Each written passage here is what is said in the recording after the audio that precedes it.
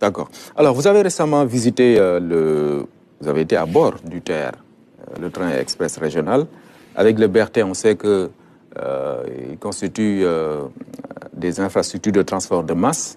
Parlant du TER, vous avez parlé d'un lourd fardeau, puisque les recettes d'exploitation ne couvrent pas les dépenses. En substance, vous voulez dire que la rentabilité pose problème, c'est ça?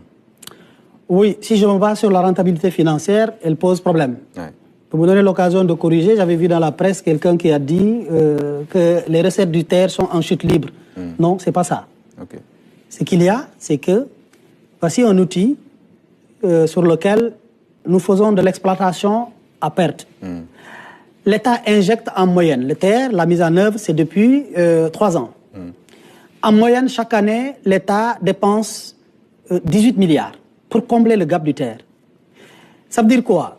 Ça veut dire que les recettes du TER ne couvrent que 60% des dépenses.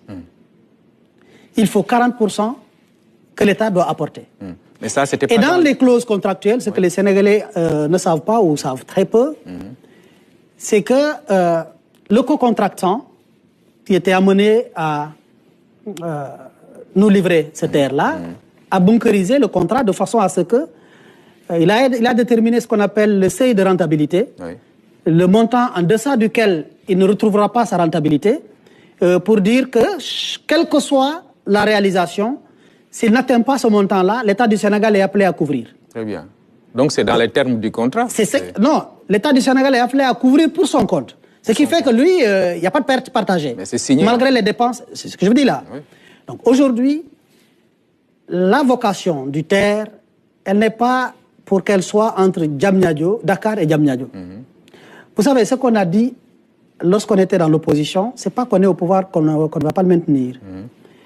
Nous avons estimé que ce n'était pas opportun de mettre 1200 milliards, c'est le coût officiel, sans compter les taxes, 1200 milliards, au moment où le Sénégal venait de signer, ce que les gens ne savent pas aussi, le contrat avec une société turque qui devait lui permettre de réaliser la voie ferrée, voie à écartement standard, c'est-à-dire comme celle sur laquelle roule le TER, de Dakar à Tamba, avec un port à Tamba.